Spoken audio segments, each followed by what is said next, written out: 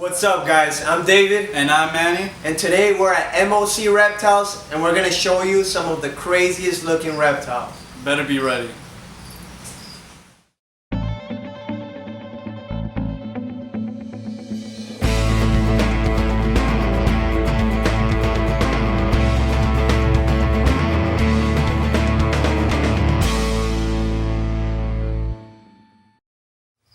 Alright guys, so we've traveled all the way to North Miami to check out a good friend of mine's store. His store's name is MOC Reptiles. And so this is Francesco. We were just gonna, come around here and show you a couple of his animals, because he is working with some absolute beauties, as you can see here. Red Tegu, that is a Shinosaurus, and of course a frilled dragon that Manny is holding. But Francesco, what got you into reptiles, man? I mean, you don't just wake up one day and decide you want to have all these animals, right? So, what got you into reptiles? Hey David, I don't know, it's something that you cannot really explain. It's something you're probably born with. Right. The passion for animals. I like particular reptiles because I find them really prehistoric, very interesting. There is such a variety, so many types of behavior. So many colors. I don't know, I think they're probably the fact that they're so primitive is one of the main factors that made me interested into them.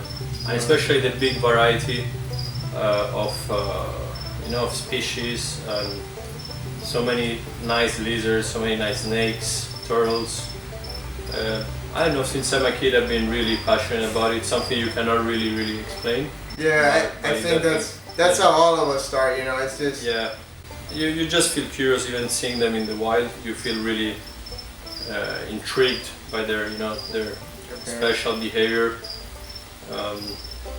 Yeah, it's not an easy question to answer, but it's something you're born with. It's definitely something that you're born with. But right. Definitely some of the nicest animals, in my opinion. Yeah. So what inspired you to open up your own store? Probably, to be honest, I think for me I would have kept as many reptiles as I could. So I think by opening a store I could probably justify also financially Right, having all of these animals. to afford for all this. So yeah, it was a good reason, to keep my animals, and of course, it's a business that I've started a couple of years ago. It's growing. I was lucky enough, to meet the right people in the right time, the right place. And yeah, I mean, so far it has been a very nice adventure.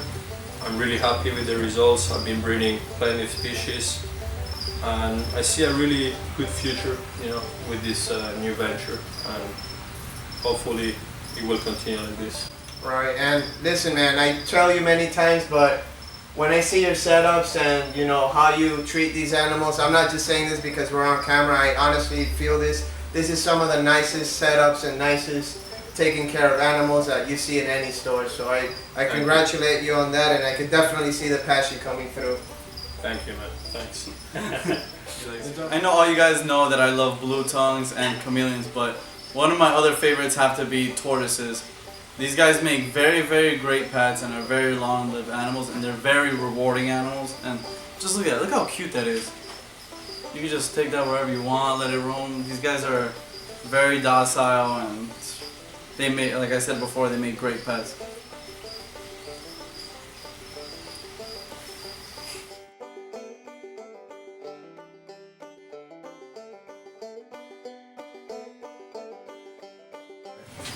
Alright guys, so this right here is a Velarde's Chameleon Gecko.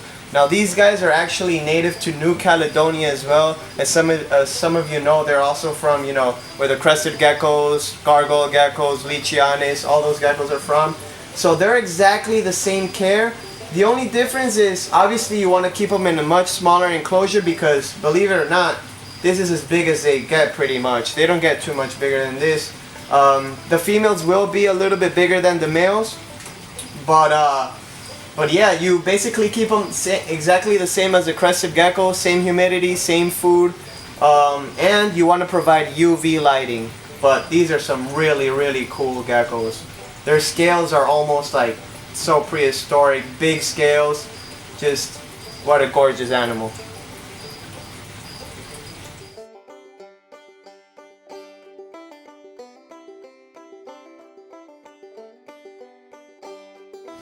Hello, this is Francesco from MOC Reptiles. I'm here today with Chinese Crocodile Lizard. The common name of the species is the Chinese Crocodile Lizard. The name comes from the body resemblance of a crocodile, of course. You can see all the scales, the tail, the body. It's a very interesting animal. It has a face that really reminds me of a Tyrannosaurus Rex. These are very rare animals in the hobby and extremely rare in the wild. There are less than 1,000 left in the wild, as a matter of fact. They live in southern China and in northern Vietnam. They like temperate rainforests, mountain rainforests, and these guys hibernate about 4 months a year, and that's very necessary for their breeding cycle. So breeding these guys in captivity is not very simple if you live in a tropical place like Miami, but it's okay if you live somewhere more in the north, as long as they have their 4 months cooling period. They're very nice, they're rare, they're easy to keep. We keep them here at room temperature. We have built for this guy a paludarium. They really love a lot of water, a lot of vegetation. They eat mainly crustaceans, crickets, fish, and a lot of types of worms. They love hornworms. We feed them a lot of hornworms in the store, and pinkies too. It's a very interesting species, and yeah, definitely a very unique animal. Definitely a very unique looking animal.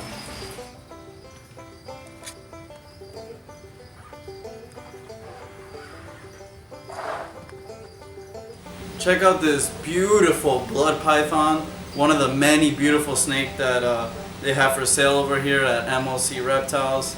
I'm sure the camera doesn't catch the true colors of this guy, but he is absolutely amazing and for sale. What I have here is a Red Tegu. Now, these are some of the nicest, in my opinion, some of the nicest terrestrial lizards, and this is not even nowhere near fully grown. These guys grow really, really large, up to 4 or 5 feet in length, and they get really bulky. Some of you may have seen a very famous Tegu that went viral. It's basically, you know, really fat red lizard with really big cheeks. That's a Red Tegu. As you can see, these guys can be very, very tame, but if you don't tame them down, they could pack a hell of a bite. Now, these guys are omnivores, so you can feed them. Oh, gator roll. Omnivores, so you can feed them.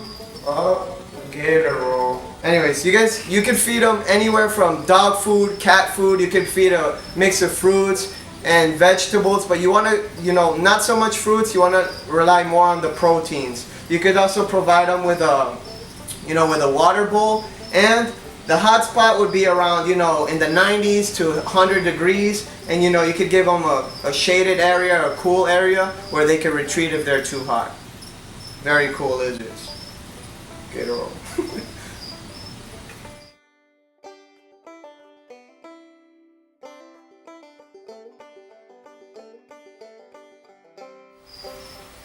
Alright everyone, I'm here with a New Guinea frilled dragon. Now, they're very similar to breeder dragons as when it comes to temperament. Very docile animals. You can literally just put them on your shoulder and walk around and they'll stay with you. These guys get around 2 to 3 feet, and the New Guinea come from a rainforest, so they do need higher humidities than the Australian frilled dragons. These guys need around 75% humidity, which is easily accomplished by 1 or 2 mistings a day. These guys do require UV light and a hot spot of 110 and a cool spot of 75 degrees.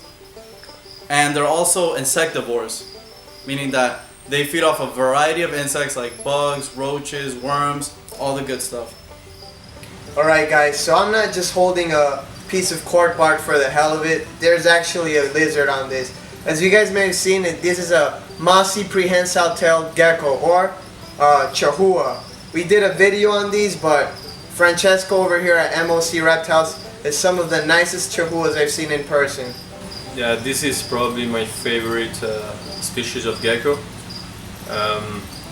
I call my business Master of Camouflage Reptiles, mainly because I always found very interesting the way many reptiles got noticed thanks to their camouflage, and these are definitely the kings of camouflage.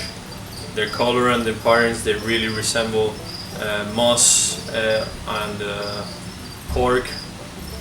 They're amazing geckos. They are from New Caledonia. There are two localities. There is the mainland and the Pine Island. We are working mainly with the Pine Island locality. I find them really nice in terms of colors. Their size is bigger than the mainland. And they're very interesting geckos. Their care is very easy. We keep them at room temperature between 70 and 80 Fahrenheit. They love crickets. We feed them discoid roaches. Pregnant females eat pinkies as well. And yeah, they also love their Pangea fruit mix. Yeah, definitely my favorite species of gecko, and that's an animal that really has inspired me to choose the name for my business.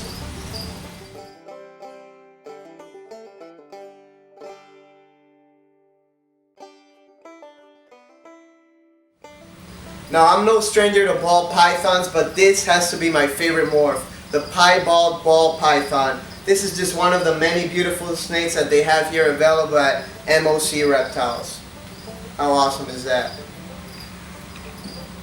Alright guys, that wraps up this video. I hope you enjoyed the tour of MOC Reptiles. I know we sure did. We did, we really did. And make sure you follow us on Instagram, Snapchat, Twitter, Facebook. Also, follow MOC Reptiles on Facebook and Instagram.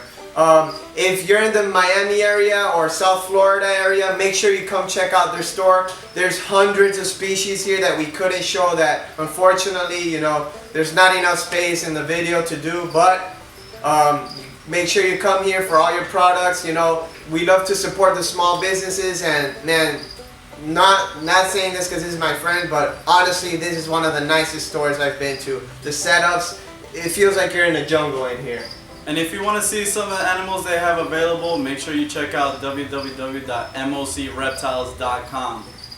And last Saturday of every month, new episode of TikisGeckos. So see you guys next time. Until next time. Cut.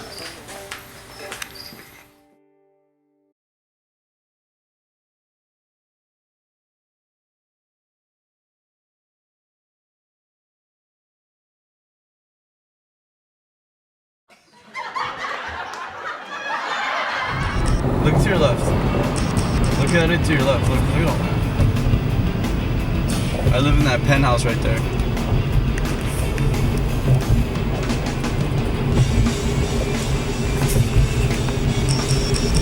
Come on, come on.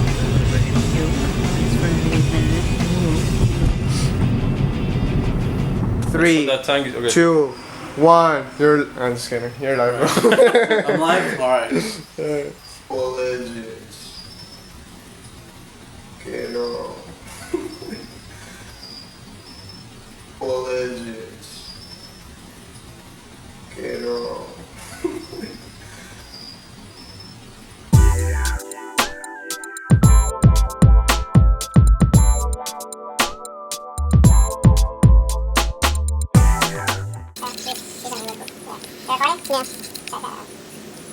Nice.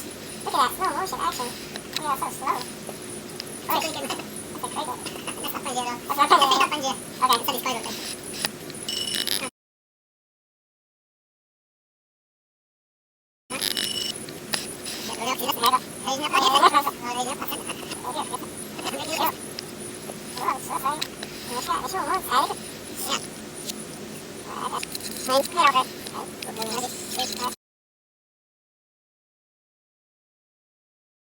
Okay, it's a discoid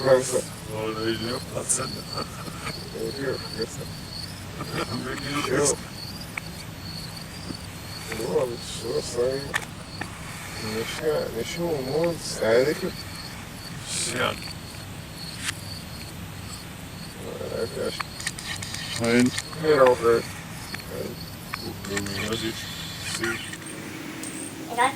My favorite morph when it comes to ball pythons has to be the pied ball python. And as you can see, this is why. Just the crazy white coming into, fruition with the pattern here. But, come on, man.